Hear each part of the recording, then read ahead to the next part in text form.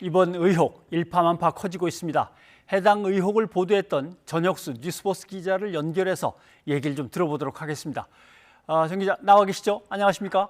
네, 안녕하세요. 전혁수입니다. 네, 스튜디오에 직접 모시고 얘기를 들었으면 좋았겠는데 급하게 또 취재 일정이 잡히셨다고 해서 불가피하게 전화로 연결합니다. 이번 급하게 하게 된 취재도 이 의혹 사건과 관련된 취재입니까? 그거는 비밀로 하겠습니다. 예, 알겠습니다. 그리고 내일 보도됩니까, 그럼? 아니, 저희는 일단 오늘 저녁에 제가 이제 외부로 나오면서 고발장을 공개를 해놓고 나왔습니다. 예. 네, 고발장 전문을 직접 보시고 이제 판단하라는 취지로 올려놓고 나왔어요. 네. 거기와 관련해서 고발장을 그냥 공개만 하는 겁니까? 어떤 방향을 정해서 기사를 쓰신 겁니까? 저희 이제 분석과 해설은 저희 다른 이제 선배께서 쓰셨고요. 예. 네, 저는 입수한 고발장을 공개했습니다. 네. 오늘도 관련 보도를 계속 이어가고 있는데 오늘 공개된 거는 김웅 의원과 야당 관계자와의 SNS 대화 내용입니다. 국민의힘 전신인 미래통합당 관계자다라고 하는데 당 안에 있는 사람입니까? 아니면 그 전체적으로 그쪽 사람이다 이런 뜻입니까? 저희가 이제 이게 사실 취재원에 대해서 되게 많이 궁금해 하시는데 예. 저희 기자들 입장에서 취재원을 좀 이제 명확하게 밝힐 수 없다는 점을 좀 양해해 주셨으면 좋겠어요. 네. 네.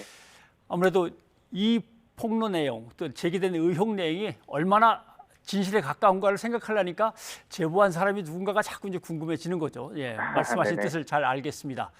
예. 이 SNS 대화를 보면 김웅 의원이 손준성 검사에게 고발장과 자료를 받아서 당 관계자에게 이제 전달을 한 건데 당사자들은 기억이 나지 않는다, 뭐 사실이 아니라 이렇게 다 부인하고 있습니다. 자, 취재를 하는 과정에서 틀림없이 사실인 것처럼 얘기를 했었는데라고 하는 기억이 있으신지, 그리고 계속 부인한다면 어떻게 입증할 수 있는지 궁금합니다.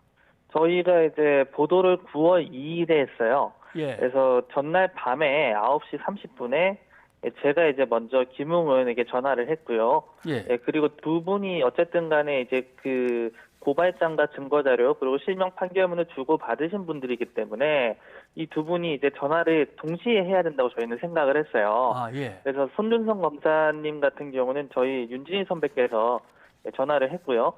저는 이제 김웅 의원하고 연결이 됐고 윤진희 선배는 연결이 안 됐거든요.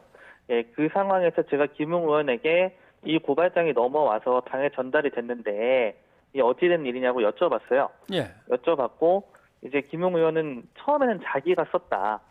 준성이하고 얘기는 했다라고 이렇게 얘기를 했고요.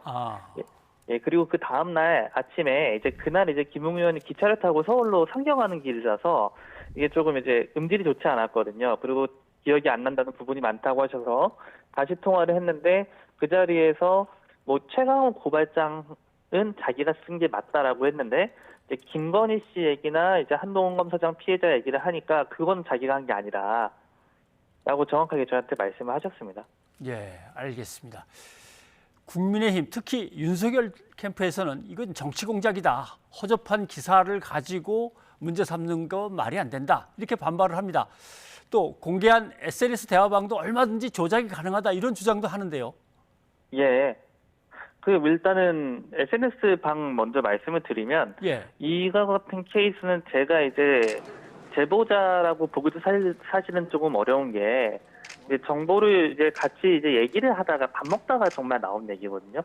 그래서 이거를 같이 이제 텔레그램 스크롤 내려가고 같이 봤어요. 같이 보셨다.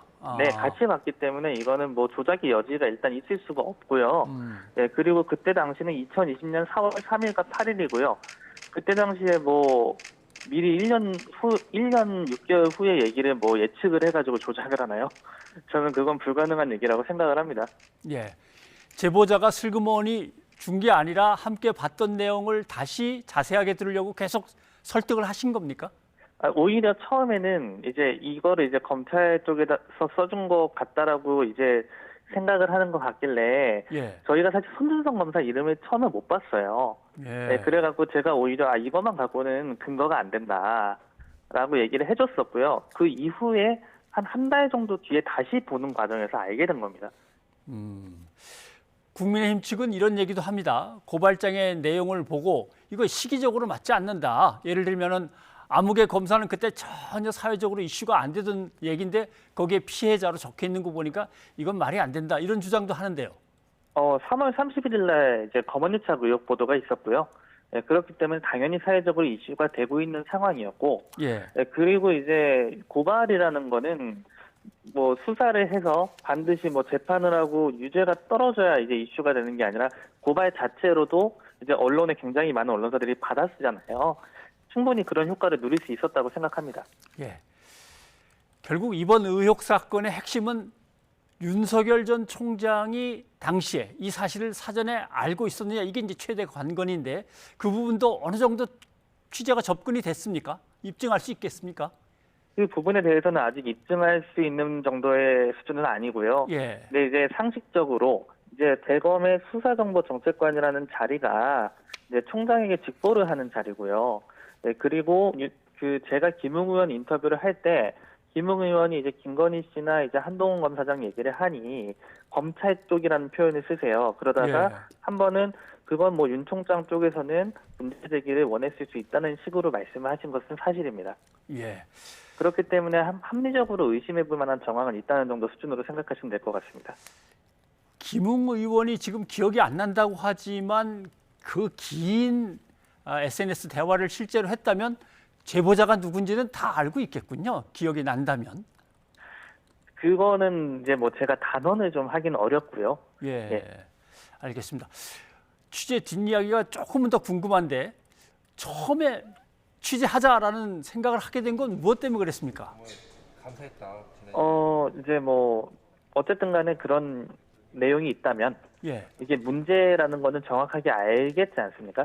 누가 봐도 저는 이렇게 생각을 해요. 자꾸 이제 뭐 고발이 안 됐다 실제로 그렇기 때문에 문제가 없다라는 식으로 얘기를 하는데 검찰에서 당으로 그러한 고발장 같은 문건이 넘어간 것 자체가 검사의 정치 중립 의무에 큰 문제가 된다고 저는 생각을 하거든요. 예. 그런 부분에 대해서 이게 마치 뭐 실제로 벌어지지 않았기 때문에 아무런 문제가 아니라는 등 이렇게 자꾸 해명을 하는데 그건 말이 안 되는 얘기라고 생각을 하고요. 오히려 저희 같은 경우는 지금 뭐 대선 전국에서 공작을 한다라고 얘기를 하는데 저희는 최대한 이런 내용을 빨리 보도를 하는 게 오히려 대선에 영향을 덜 미치는 방향이라고 판단을 했어요. 예. 네, 저희가 이게 내용을 정확하게 알게 된 게 이제 7월 말이거든요. 네, 7월 말인데 약 한 달 정도 확인 취재하고 정보를 제공해 주신 분 설득도 하고 다른 취재원들을 새롭게 획득해서 취재도 하고 이런 과정을 거쳐서 내자마자 바로 내보낸 겁니다. 네. 알겠습니다. 앞으로도 계속 취재하고 보도가 될 텐데 저희가 좀 지켜보면서 궁금한 건 또 묻도록 하겠습니다. 뉴스버스 전혁수 기자 고맙습니다. 예, 감사합니다.